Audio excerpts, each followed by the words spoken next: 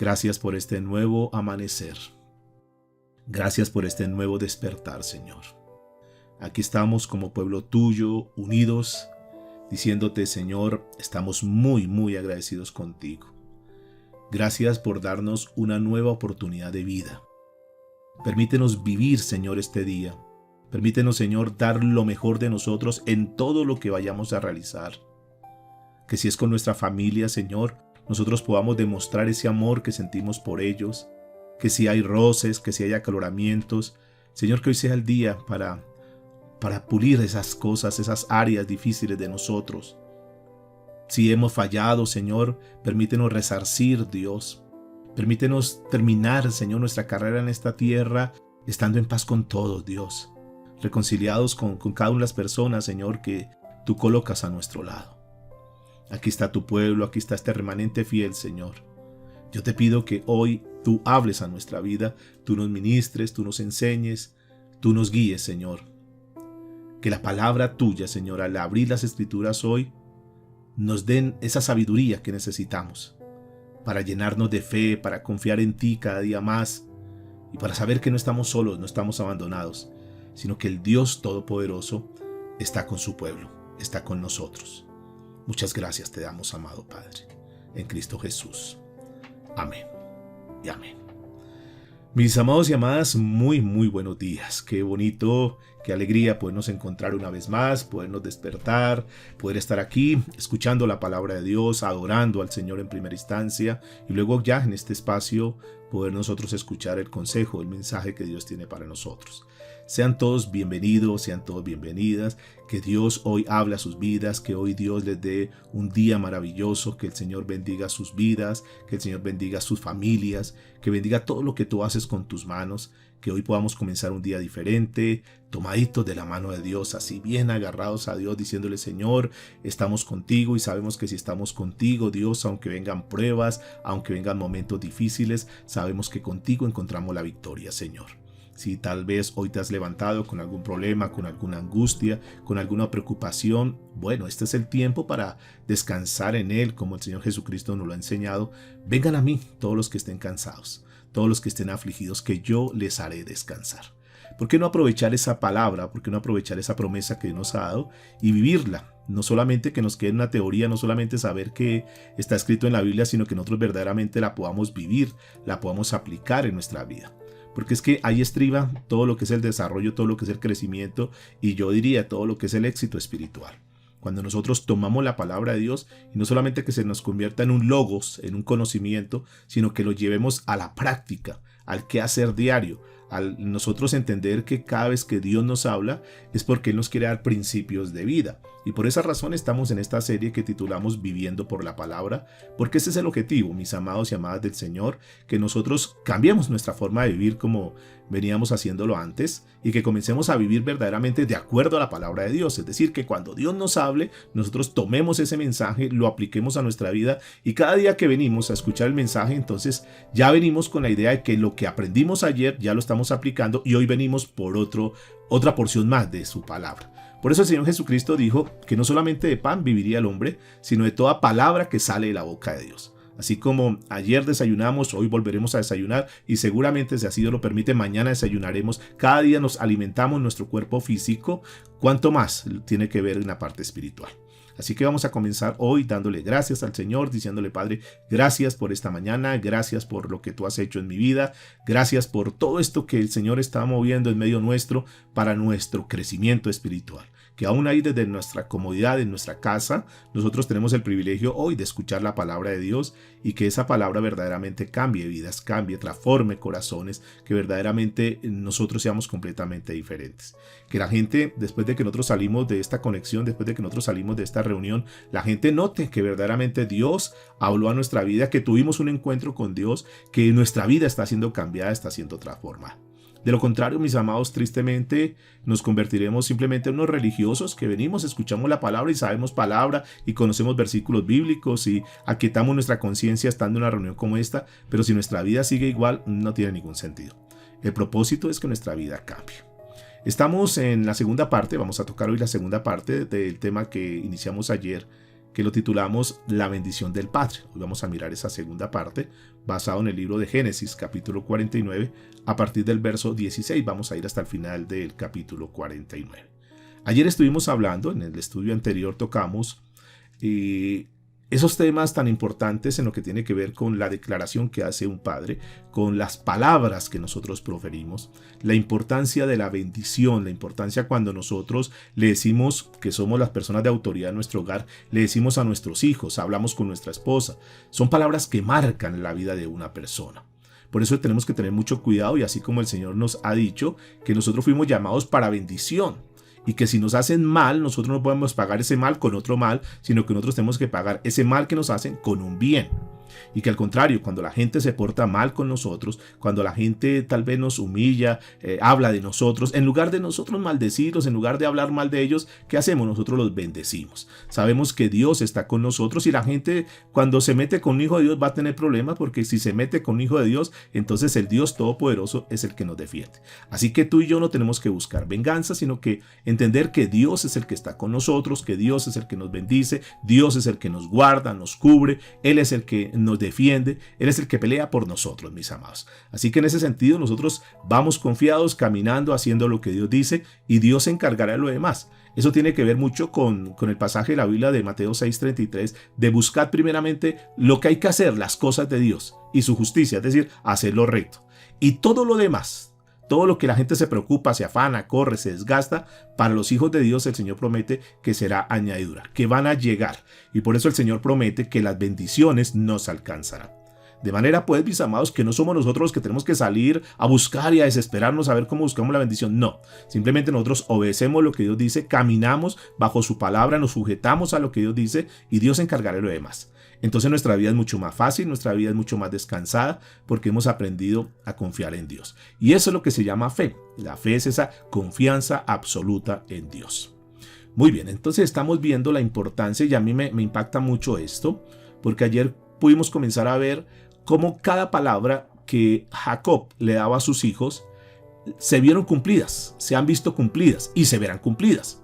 Porque es que no podemos, digamos que esta palabra profética que Jacob está lanzando a sus hijos, de cierta manera se convierte en ambigua, porque hay muchas cosas que no hemos visto todavía, pero que ya hay cosas que nosotros sabemos y que ya la historia nos lo ha mostrado que eso es una realidad. Aunque no hayamos visto todo, no quiere decir que no se haya cumplido, no quiere decir que no sea una verdad. No, pasa que hay muchas cosas que están por cumplirse todavía. Pero lo que me llama la atención y lo que me llena a mí de mucha fe y de mucha seguridad es que toda palabra que está escrita en la Biblia se cumple. Tarde que temprano se va a cumplir. Ni una jota, ni una tilde dejará de cumplirse. Por tal razón, mis amados, que si Dios te da una palabra de promesa, que si Dios hablaba a tu vida y en algún momento Dios te dio esa promesa, háciate de ella, tómate de ella, no te sueltes de ella, porque tarde que temprano se hará cumplida. Eso es la ventaja que nosotros tenemos como hijos de Dios, es la ventaja que nosotros tenemos como cristianos, que tenemos un Padre que nos da promesas. Aquí estamos hablando de la bendición del Padre, estamos hablando de un Padre terrenal, un Padre físico que bendiga a sus hijos, pero nosotros tenemos el Padre celestial que también nos ha dado promesas, y esas promesas se harán realidad. ¿Cuántos están de acuerdo conmigo? ¿Cuántos pueden decir amén? ¿Cuántos pueden levantar su manito? ¿Cuántos están completamente seguros que lo que está escrito en la palabra de Dios se cumplirá? El cielo y la tierra pasará, pero su palabra siempre, siempre se va a cumplir. Entonces eso es muy importante. Nosotros tenemos la riqueza más grande, tenemos el tesoro más grande, que es contar hoy con la palabra de Dios. Pero por lo tanto nosotros tenemos que escudriñarla, tenemos que profundizar, tenemos que creerla, tenemos que vivir esa palabra. Vamos a ir a Génesis capítulo 49, versículos 16 al 18, donde vamos a ver esa palabra profética que Jacob le dio a su hijo Dan. Dice la escritura: Dan juzgará a su pueblo como una de las tribus de Israel. Será Dan serpiente junto al camino, víbora junto a la senda, que muerde los talones del caballo y hace caer hacia atrás al jinete. Tu salvación esperé, oh Jehová. Hay unas palabras tremendas que uno al leerlas quizás así de una manera desprevenida, uno dice, bueno, pues sí, es una bendición. Pero si nosotros vamos un poquitico, ahondamos un poquitico, vamos a encontrar que hay cosas bien importantes. Porque una de las palabras que el Señor está dando a su hijo Dan es que Dan juzgará a su pueblo. De esa región, de ese linaje, vendrán los jueces. Y a mí me impacta mucho porque cuando estaba haciendo este estudio, encontré que en el libro de Jueces, capítulo 13, versículo 2, me muestra la historia de un hombre llamado Manoa. Ustedes recordarán que Manoa fue el padre de Sansón. Y noten que Sansón fue uno de los jueces más destacados. Yo no sé cuántos años atrás el Señor le había dado esta palabra a Adán. Y más adelante se iba a ver el cumplimiento de esta palabra. Porque de esta tribu, de este linaje de Dan, saldrían los mejores jueces. Y dice la escritura en Jueces capítulo 13, versículo 2, y habitó un hombre en Sora, de la tribu de Dan, el cual se llamó Manoa, y su mujer era estéril y nunca había tenido hijos. Noten cómo este cumplimiento tan perfecto, cómo Dios, inspirando a Jacob, le da esta promesa a Dan, que al futuro se haría una realidad. Y de la tribu de Dan, de ahí salieron los mejores jueces, de entre los cuales podemos destacar a ese gran juez, repito, que fue Sansón para el pueblo de Israel. Pero también le da a Dan una palabra y le dice, será Dan serpiente junto al camino. Es decir, que le está diciendo que va a ser una tribu problemática, de cierta manera. Que será una tribu que va a generar problemas. Y cuando nosotros miramos en el libro de Jueces, capítulo 18, versículo 30, dice que de esta tribu, escúcheme, hubo un problema, ellos generaron un problema a la humanidad. De ahí salió un problema y les dice serpiente, es decir, van a hacer caer, y aquí habla de una palabra interesante, dice que van a hacer caer al caballo y junto al caballo va a caer el jinete, que le van a morder el talón al caballo y va a caer el jinete. Es decir, van a ser una especie como de piedra de tropiezo. Y aquí encontramos en esta tribu de Dan que de ahí se deriva lo que es la idolatría en Israel. El libro de Jueces, capítulo 18, versículo 30, dice, y los hijos de Dan levantaron para sí la imagen de talla. De ahí comenzó la idolatría. De esta tribu nace la idolatría. Y dice la escritura, y Jonatán, hijo de Gersón, hijo de Moisés, dice, él y sus hijos fueron sacerdotes en la tribu de Dan hasta el día del cautiverio de la tierra. Noten cómo ellos introducen la idolatría. Luego vamos a encontrar en un hombre que ustedes seguramente han escuchado, de Jeroboam. Este Jeroboam mandó construir uno de los becerros de oro en esa región de Dan. Y esa región de Dan se convirtió en un centro idolátrico. Y dice el libro de Reyes en su primera carta, Primera de Reyes, capítulo 12, versículo 26 al 30. Nos muestra cómo este hombre, Jeroboam, viendo que el pueblo se estaba yendo a buscar al Dios de los cielos, entonces dice, de pronto se van a desviar, de pronto se van a buscar a ese otro rey que es Rehoboam, que es el rey de Judá. Dice, y en lugar de eso, para que no se vayan allá, voy a crearles sus propios ídolos para que aquí puedan venir a adorar y no tengan necesidad de desplazarse. Y textualmente la Biblia dice que Jeroboam pensó, si no tengo cuidado, el reino volverá a la dinastía de David. Versículo 27, estoy en Primera de Reyes capítulo 12, verso 27, estoy leyéndolo en la nueva versión, nueva traducción viviente. Cuando este pueblo vaya a Jerusalén para ofrecer sacrificios en el templo del Señor, ellos volverán a ser leales al rey Rehoboam de Judá. A mí me matarán y a él lo nombrarán rey en mi lugar. Versículo 28. Entonces, siguiendo la recomendación de sus consejeros, el rey hizo 2 becerros de oro. Después dijo a la gente, para que ustedes no vayan hasta allá, para que no sea tan complicado ir hasta Jerusalén a adorar. Miren, Israel, estos son los ídolos, los dioses que te sacaron de Egipto. Entonces dice el versículo 29, Jeroboam colocó uno de los ídolos con forma de becerro en Betel y el otro lo puso en Dan, es decir, en ambos extremos de su reino. Esto llegó a ser un gran pecado porque la gente rendía culto a ídolos y viajaba hasta Dan al norte para rendir culto al becerro que estaba allí. Noten que esa palabra profética que Jacob le da a Adán se hace cumplida. Se hace cumplimiento aquí, más adelante lo vemos nosotros. ¿Qué me impacta de todo esto, como les dije inicialmente? Como toda palabra que está escrita en la Biblia uno tiene que mirarla como con lupa, porque ahí hay una riqueza, hay un tesoro. Nosotros a veces de forma desprevenida leemos la palabra y como si fuera un libro común y corriente. Y yo quiero decirle, la Biblia no es un libro común y corriente. Cuando una persona verdaderamente toma la palabra de Dios y la mira como tal, que es Dios hablando a nuestra vida, que son los pensamientos de Dios escritos en tinta y papel, que nosotros tenemos hoy la facilidad de poderla tener muy cerca de nosotros, no solamente en tinta y papel, sino que aún en un dispositivo. Lo importante no es en dónde esté, lo importante es lo que está ahí. Porque cuando esa palabra está ahí y salta de ese dispositivo, salta de esa tinta y viene a nuestra mente y baja a nuestro corazón, nosotros creemos esa palabra, hay un poder tremendo. Y aquí estamos viendo cómo cada palabra que este hombre profirió hacia sus hijos se ha hecho una realidad, y repito, se hará una realidad más adelante. Ellos se convertirían en como esa serpiente del camino, como que eso que iba a ser estorbo, como se ve hoy en día, como la gente prefiere ir a buscar los ídolos, prefiere ir a buscar la tradición, prefiere ir a buscar la religión en lugar de buscar al Dios de los cielos. Y eso Dios dice que es un gran pecado.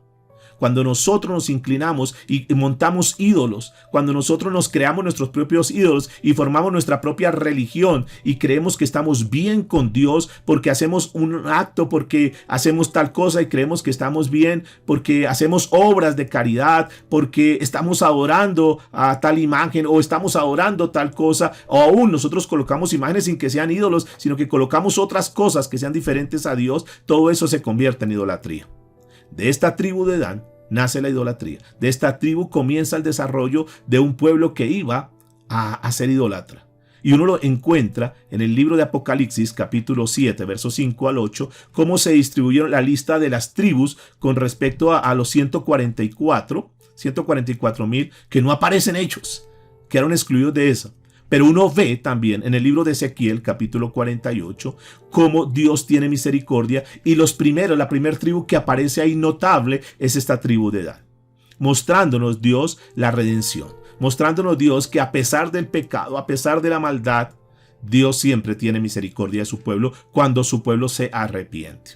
Por eso si en algún momento de nuestra vida nosotros fuimos idólatras, por eso si nosotros en algún momento de nuestra vida hicimos cosas incorrectas, bendito Dios, porque nos da la redención a través de Cristo Jesús.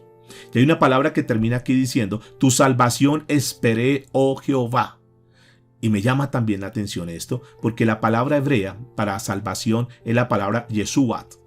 De esa palabra Yeshuat es que sale la palabra que nosotros conocemos como Yeshua, que quiere decir Jesús.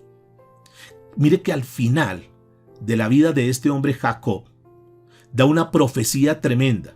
Y es que estaba llamando la salvación, es que estaba mencionando la salvación, pero la manera como lo está haciendo es llamando la salvación Yeshua, diciendo que la salvación es Jesús. Como de una forma tan impresionante, muchísimos años atrás, Dios le permite a Jacob ver que la salvación vendría a través de Jesús. Pregunto en esta mañana, ¿tú tienes la salvación? ¿Tú has puesto tu esperanza en aquel que es el único que puede salvar a su pueblo? Y aquí nos está mencionando algo bien interesante, porque Dios le coloca a Jacob eso en su mente y él se lo dice a su hijo. Busca la salvación, busca a Jesús. Pero vamos a seguir porque es bien interesante. Ahí viene otra tribu, está en el versículo 19, y viene una profecía contra o a favor de Gad. Le está hablando esa palabra y noten lo que dice: Gad, ejército lo acometerá, mas él acometerá al fin. Le está diciendo a su hijo Gad, le está diciendo: ustedes van a ser un ejército, ustedes van a ser soldados. Y es impactante, mis amados, porque de esta tribu de Gad, de este linaje de este hombre Gad, hijo de Jacob, se conocieron los mejores guerreros, los mejores soldados. Y uno encuentra, por ejemplo, para dejar una evidencia, en el primer libro de Crónicas, capítulo 12, versículo 14, nos muestra que de los guerreros que tuvo David, los guerreros más poderosos fueron de Gad, de esa región. Y dice textualmente la Biblia: estos guerreros de Gad eran comandantes del ejército. Noten, esa palabra que el Señor le dio a través de Jacob a este hombre Gad se hizo una realidad. Jacob le estaba diciendo en sus últimos momentos, antes de morir, le estaba diciendo: Gad, ustedes van a ser un ejército poderoso, ustedes van a ser unos guerreros tremendos. Eso fue una palabra que soltó para su hijo. A la postre, esa palabra no caería en tierra, sino que sería una realidad. Dice: el más débil de ellos enfrentará a 100 soldados Estoy hablando de Primera de Crónicas capítulo 12, verso 14. El más débil de esos guerreros enfrentará a 100 soldados y el más fuerte podría enfrentar a 1000. Tremendos guerreros. Y esto es bien importante, mis amados, porque de ese pueblo se formaron grandes ejércitos. Serían hombres valerosos, hombres guerreros. Nosotros los encontramos ahí al norte ahí de Israel, donde ellos fueron ubicados. Entonces la gente, cuando necesitaba guerreros, decía, los mejores guerreros están allá en la región de Gad. Es del linaje de Gad. Pero sigamos, por favor, verso 20 y 21. Aquí habla sobre la profecía, sobre Aser y sobre Neftali. Dice el verso 20 y verso 21. El pan de Aser será sustancioso, y él dará deleite al rey. Y escúcheme, Neftali, sierva suelta, que pronuncia dichos, entiéndase que pronuncia palabras, pero palabras no cualquier tipo de palabras, sino que palabras hermosas. Esto le dice. Y ellos dicen, bueno, no sabemos qué va a pasar con esto, pero si Dios lo está diciendo, seguramente que Dios va a hacer algo especial. Y noten, por favor, Aser estaría situada en una tierra fértil. Es en una región que era muy productiva, que generaba mucho trigo y por ende pan y alimento. Esa región, Dios permitió que se ubicaran allá al norte de Canaán, en esa costa norte que se encuentra allá en Canaán. De esas tribus, tanto de esta tribu de Aser como la tribu de Neftali, que la comparan, noten que la compara como una sierva, es decir, que iban a moverse, iban a estar libremente, iban a estar entre las montañas. Eso le está diciendo en esa palabra. Y uno encuentra en el libro de Jueces como una mujer, la primer juez que estuvo, que se llamó Débora, en un cántico de victoria, evoca, diciendo, somos arriesgados, nosotros nos lanzamos a hacer lo que sea. Ahí es, si tenemos que movernos, nos vamos a mover. Y le da unas palabras que son importantes a este hombre. A Sera le dice que será un pan sustancioso. Pan sustancioso. Y uno encuentra el cumplimiento de esta promesa cuando Moisés más adelante en el libro de Deuteronomio, capítulo 33, a la altura del verso 24, hablando sobre Aser, dice lo siguiente. Moisés dijo lo siguiente sobre la tribu de Aser. Que Aser sea más bendito que los otros hijos. Que sea estimado por sus hermanos. Que bañe sus pies con aceite de oliva. Aser es el más bendito de los hijos. Se le permitió ser fortalecido por sus hermanos y moje el aceite, sus pies en aceite. Noten que aquí le da una palabra, dice, ustedes van a ser benditos, de ustedes se van a alimentar, de ustedes se van a nutrir, de ustedes va a salir el pan. Ustedes serán bendición en esta tierra. Sus palabras serán de bendición. Y noten que a Neftali le dice que esa tierra en Neftali, o esa región, esa tribu de Neftali, que está ubicada cerca del mar de Galilea, ahí, escuchen, mar de Galilea, donde se la pasaba el Señor Jesucristo, donde el Señor Jesucristo enseñó muchísimas cosas, donde el Señor Jesucristo en esa región de Galilea comenzó uno de los discursos más tremendos. Y yo encontré en el libro de Mateo capítulo 4, a la altura del verso 12 en adelante, nos muestra cuando Jesús, que oyó que Juan había sido encarcelado, se retiró a Galilea, en esa región, mis amados. Entiéndame que cuando hay una palabra uno tiene que entender muchas cosas hermosas, porque cuando dice que pronunciará dichos, que cuando dice que pronunciará palabras hermosas, que él estaba diciendo, de esta región, de la tribu tuya, donde van a ser colocados, de ahí se dirán las mejores palabras, saldrán los mejores dichos. Este cumplimiento de esa promesa que Jacob le estaba dando a su hijo Neftali, que le estaba dando a su hijo Aser, se haría una realidad años después. Dice la escritura en el libro de Mateo capítulo 4, verso 12 en adelante. Cuando Jesús oyó que habían arrestado a Juan, salió de Judea y regresó a Galilea. Primero fue a Nazaret, luego salió de allí y siguió hasta Capernaum, junto al mar de Galilea, noten esto, en la región de Zabulón y Neftali. Así se cumplió lo que Dios dijo por medio del profeta Isaías. En la tierra de Zabulón y de Neftali, junto al mar, más allá del río Jordán, en Galilea, donde viven tantos gentiles, la gente, noten por favor esto, la gente que estaba en la oscuridad ha visto una gran luz. Y para aquellos que vivan en la tierra donde la muerte arroja su sombra, ha brillado una luz. A partir de entonces, Jesús comenzó a predicar, Jesús comenzó a hablar. Los mejores dichos fueron dados por nuestro amado Señor Jesucristo. Y en esa región, a partir de entonces, dice el verso 17, Jesús comenzó a predicar. ¿Cuál fue el mensaje? ¿Cuál fue la palabra? Las hermosas palabras. El mejor mensaje que una persona puede escuchar. Jesús lo pronunció. Dijo, arrepiéntanse de sus pecados y vuélvanse a Dios, porque el reino de los cielos está cerca. Esas son las mejores palabras que tú le puedes decir a una persona.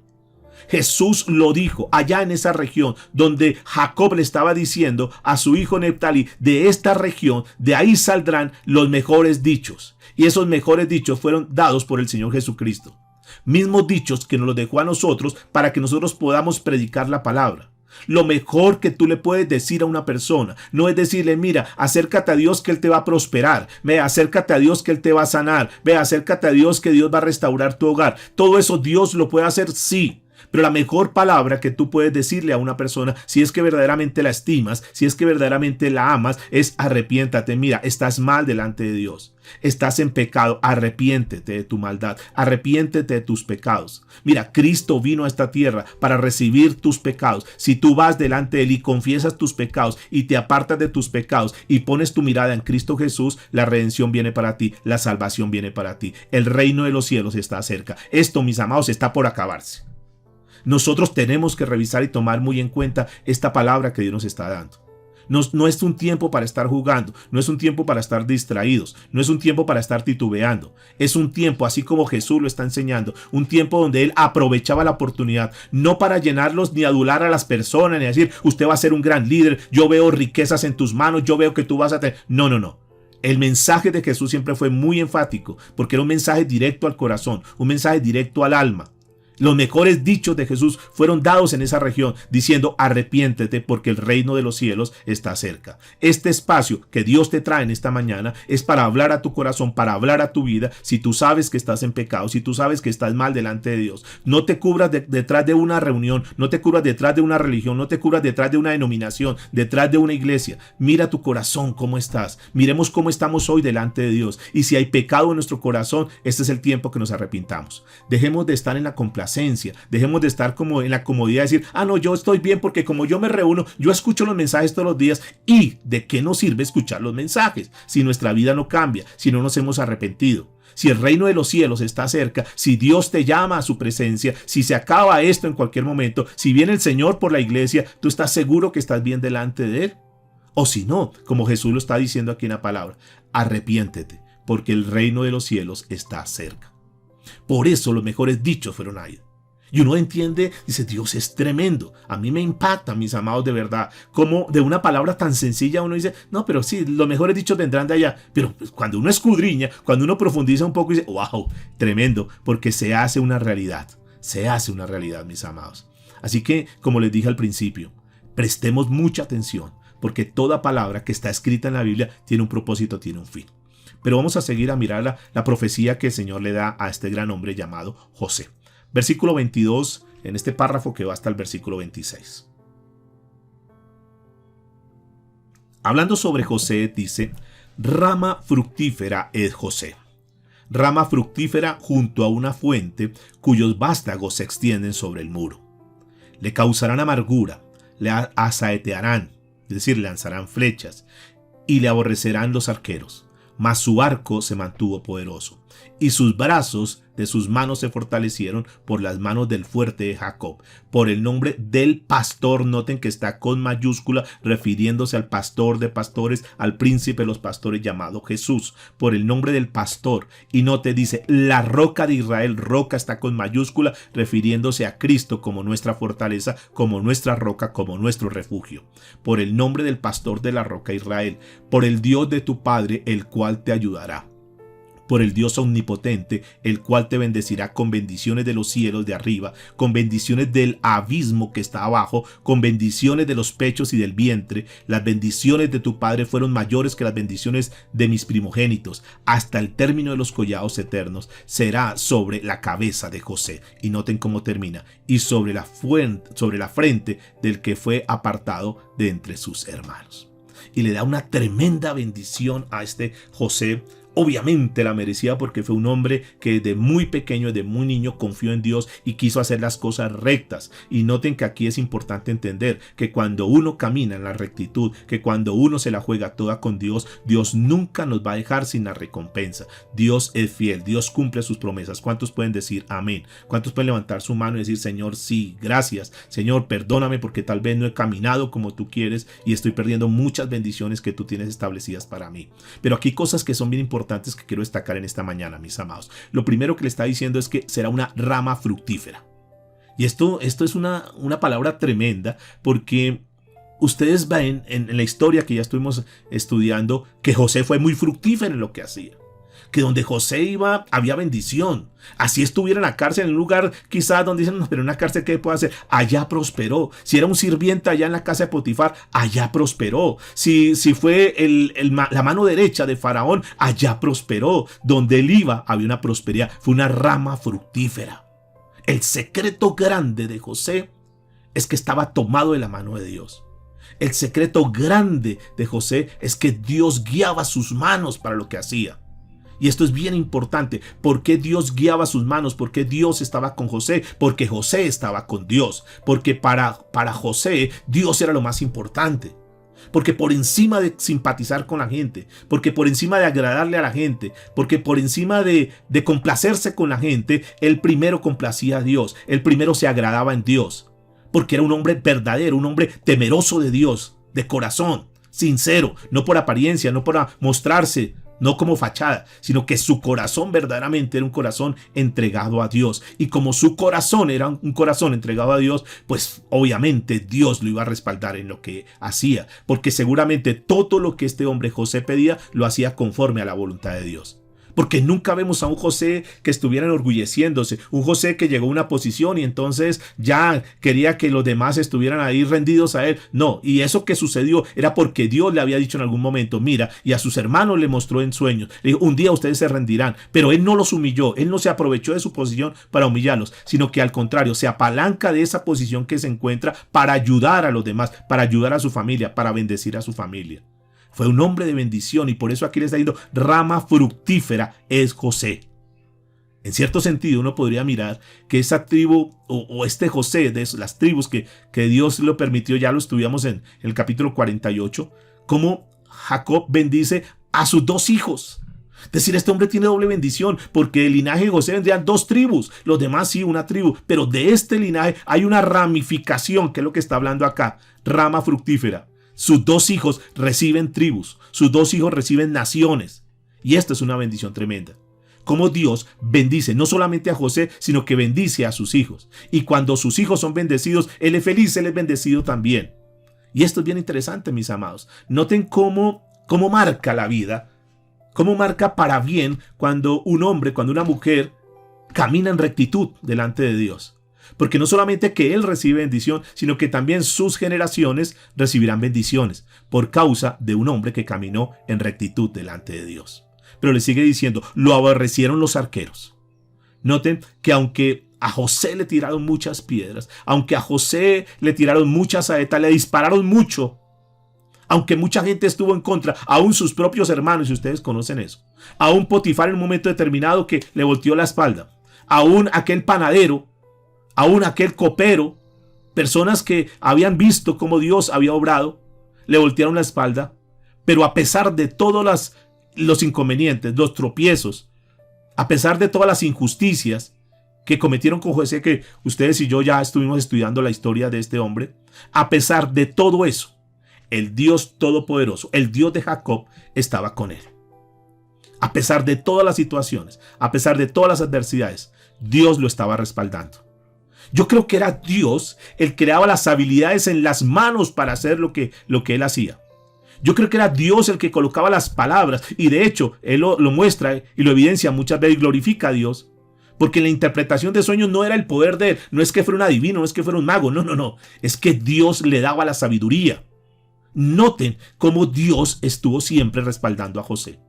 Aunque los demás estuvieron en contra, Dios lo respaldó. Una enseñanza tremenda para nosotros. No importa cuántos enemigos tengamos, no importa cuánta gente esté en tu contra, no importa si te encuentras solo en este momento de tu vida, pero si tú te haces, si tú te tomas de Dios, tenlo por seguro que Dios te dará la victoria.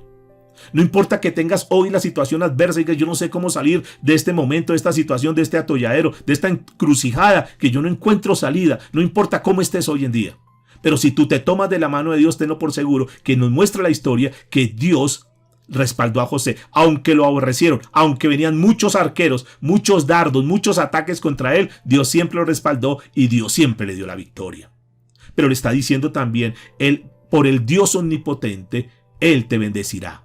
Ese Dios omnipotente, el Dios todopoderoso. Y Jacob la tenía supremamente clara con José. Cuando seguramente llegó el momento de decir a su hijo José, digo, yo tengo muy claro lo que ha pasado. Es que José, yo he visto la mano poderosa. Yo te veo, Dios, cómo te hizo tan grande. Yo veo cómo Dios guardó tu vida. Yo veo cómo Dios te preservó, cómo tú eres un hombre íntegro.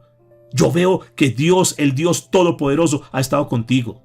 Porque Dios te ha dado mucha prosperidad. Ahora, no solamente en eso, escúcheme. No solamente que Dios lo bendijo materialmente, porque sí fue un hombre muy bendecido materialmente. Pero además de la bendición material, le dio una doble bendición, que fue la bendición espiritual, que fue la bendición también en lo que tiene que ver con tierras y posesiones y lo demás. Pero sobre todo, la gran bendición que José recibió fue esa bendición espiritual. Fue ser un hombre espiritual. Un hombre verdaderamente, que uno puede decir, un hombre de Dios.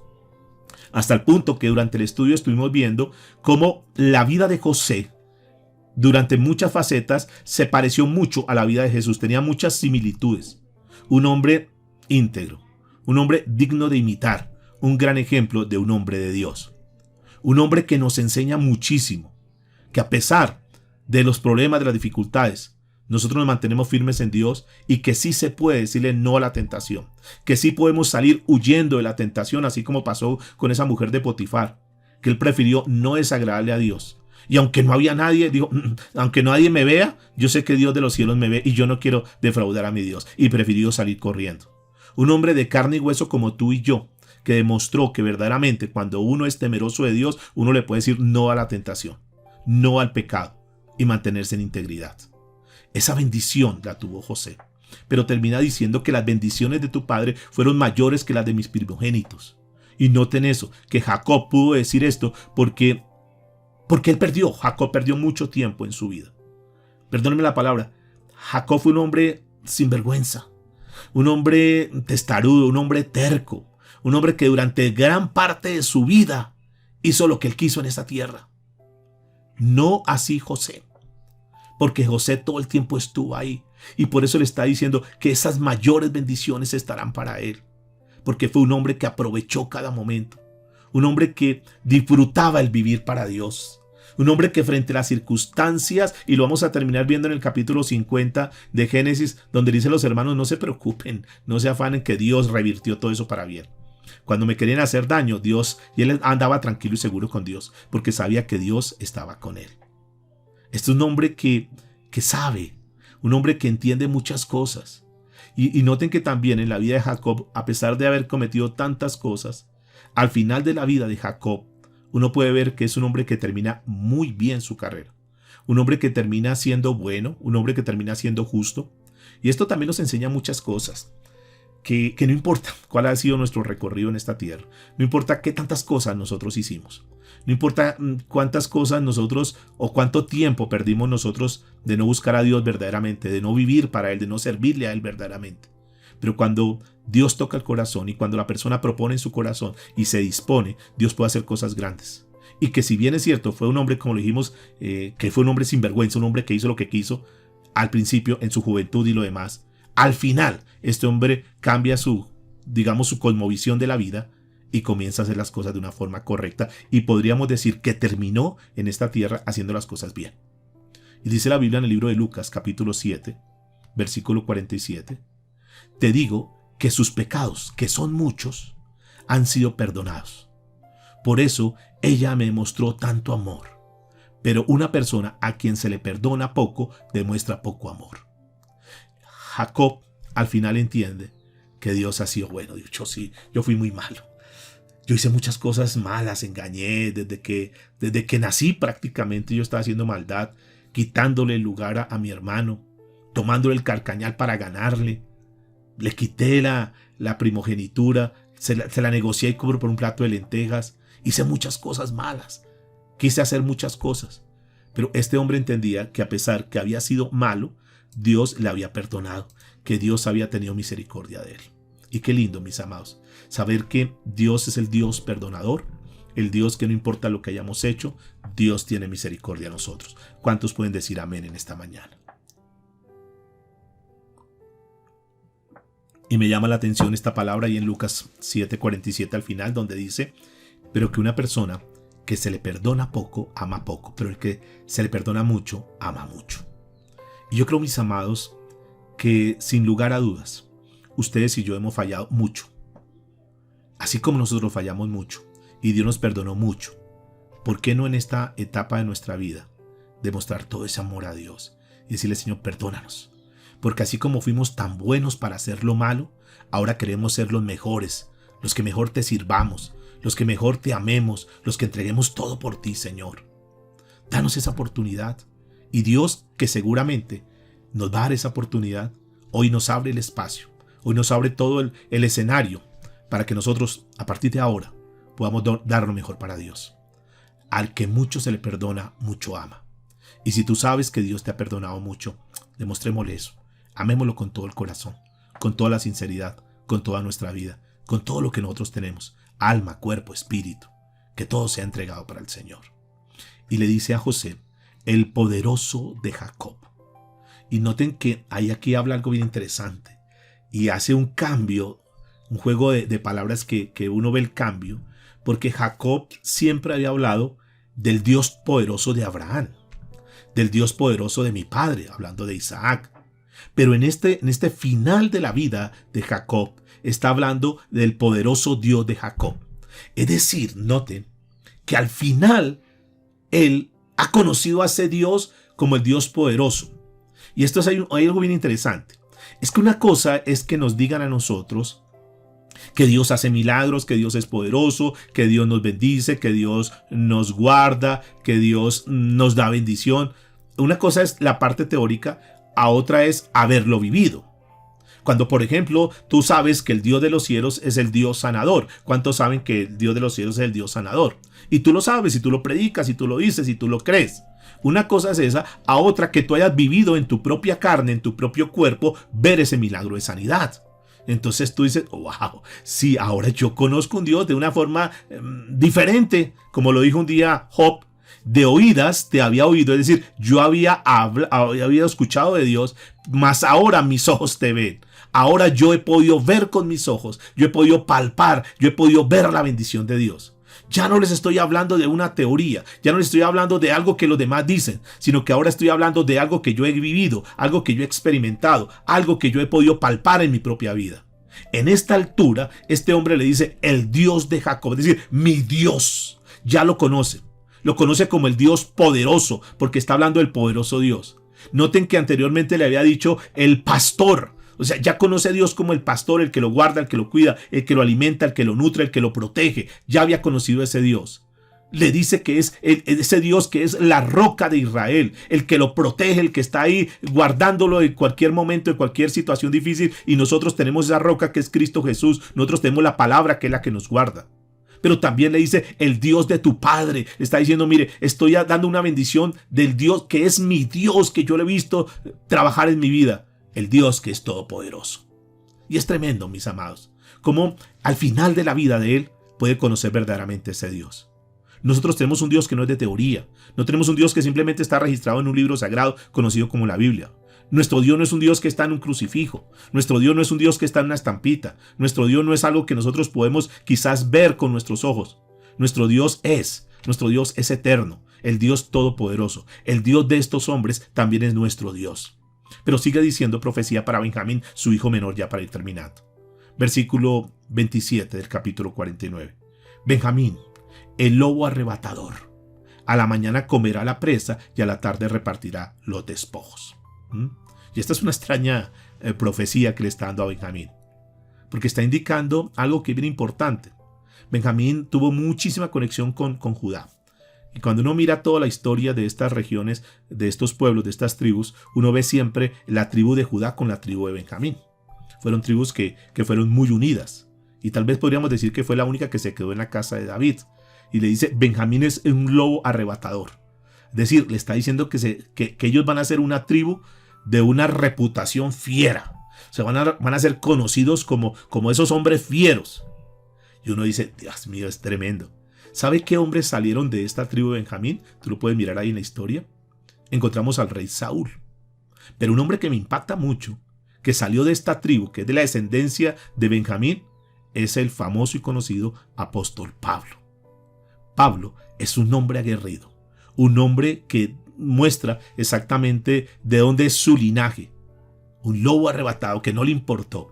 Que si bien es cierto en algún momento de su vida fue un perseguidor de la iglesia y lo demás, pero cuando este hombre se convierte, ahora todo ese potencial, ahora todo eso que sabe, que conoce, lo canaliza para servirle al Dios Todopoderoso.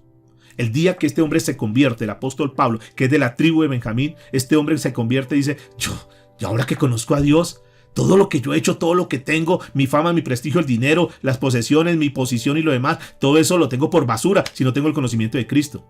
Y este hombre se enamora de Cristo, se enamora de la obra del Señor y comienza a vivir por la causa de Cristo. Y es ese hombre que se habla aquí como el lobo fiero, que no le importa tener que ser apedreado, no le importa, y está en la cárcel y está hablando del Señor Jesucristo. Es un hombre que da su vida por Cristo Jesús y que no le interesa absolutamente nada. No le interesa lo que los demás digan ni nada. Simplemente se ha convertido verdaderamente a Cristo y a partir de ese momento su vida se entrega a Cristo. Y cuando encuentra a Cristo, es ese hombre que dice, ahora con Cristo estoy completo. Tenía muchas cosas, pero me faltaba una pieza en mi vida. Y cuando él encuentra esa pieza, que es Cristo en su corazón, dice, wow, ahora estoy completo. Ahora voy a vivir y voy a trabajar por la causa de aquel que todo lo dio. Y no le interesa tener que pasar por situaciones difíciles. Decirle la verdad a la gente.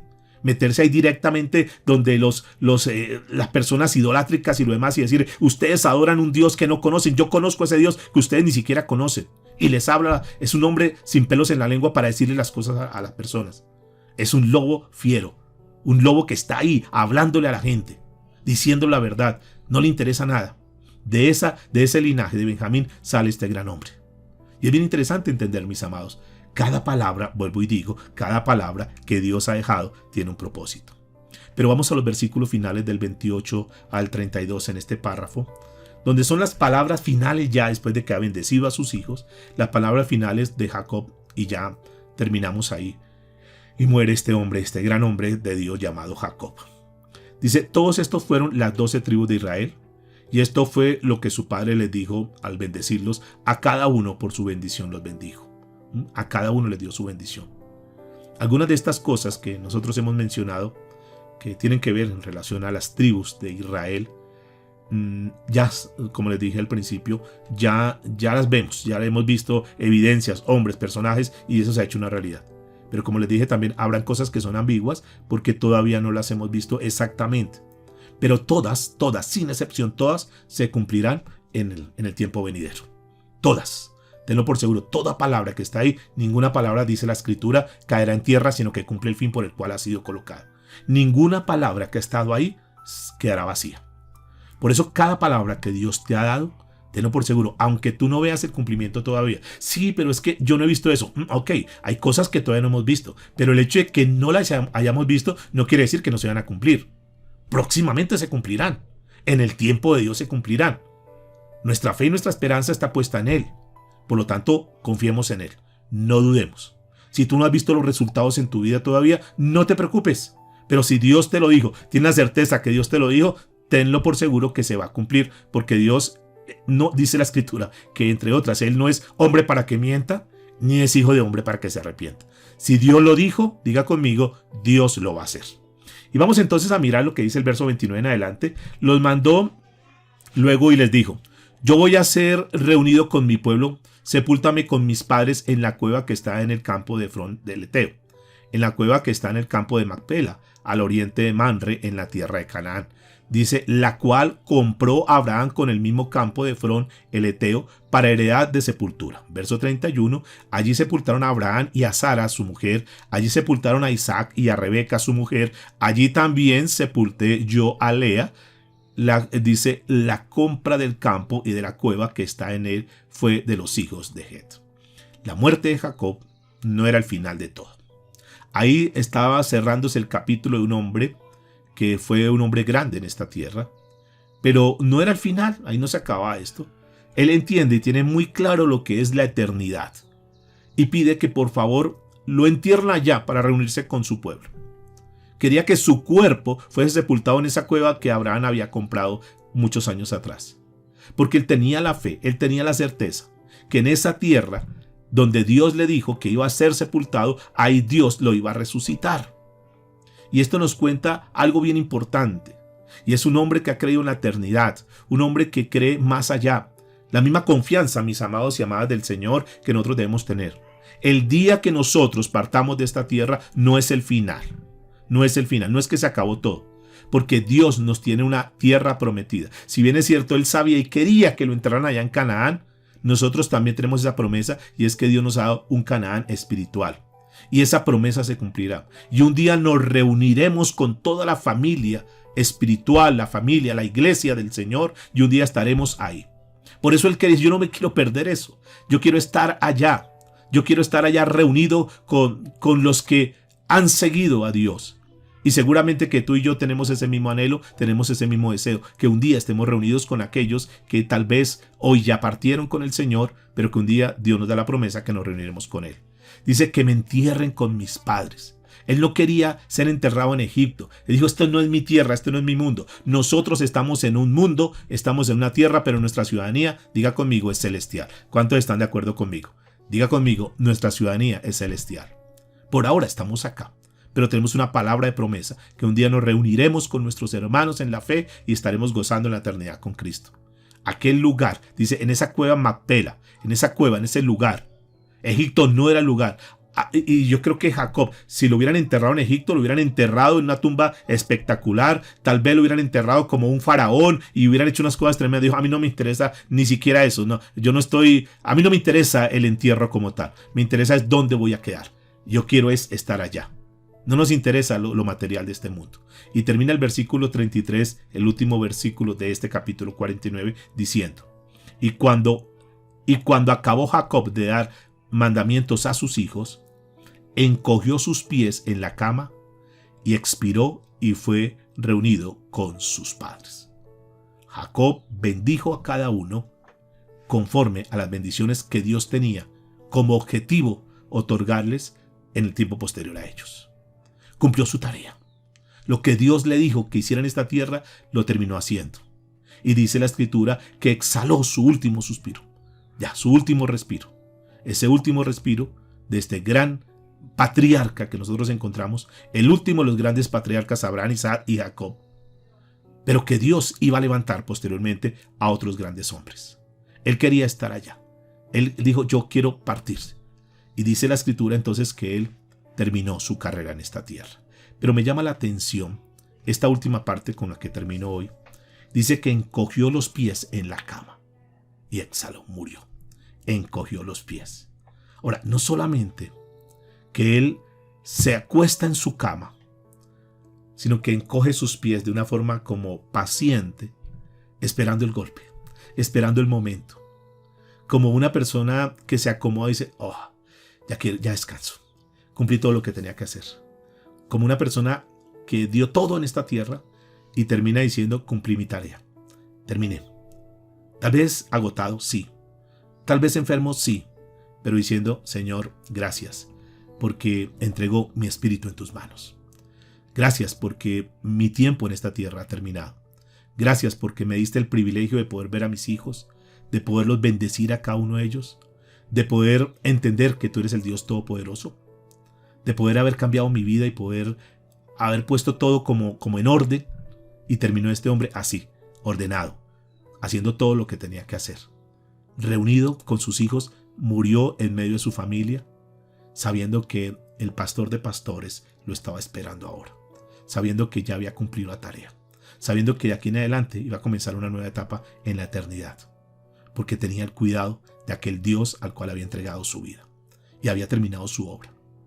Y qué lindo, mis amados, que nosotros un día partamos de esta tierra, porque quiero decirles sin lugar a duda, no le tengamos temor a la muerte. Tengámosle temor a no hacer las cosas que Dios dice. Tengamos temor a que venga la muerte y nosotros no estemos preparados, no estemos listos. Tengamos temor a que el Señor nos llame a su presencia y nosotros estemos viviendo en pecado. A eso sí. Pero si estamos en paz, si estamos bien con Dios, tranquilos. Tranquilos. Recuerde que la muerte no es terminar todo. La muerte es el principio de cosas grandes para los hijos de Dios. Lo que tenemos que hacer es revisar cómo estamos nosotros. Lo que tenemos que hacer es que mientras estemos en esta tierra, nosotros estemos en paz. Y que el día que partamos de esta tierra, partamos así, con un corazón tranquilo, un corazón en paz. Un corazón donde digamos, yo bendije e hice todo lo mejor en esta tierra. Di todo lo mejor. Termino tal vez sí cansado, pero encojo mis pies y digo, Señor, aquí me entrego en tus manos, pero satisfecho de la labor cumplida en esta tierra.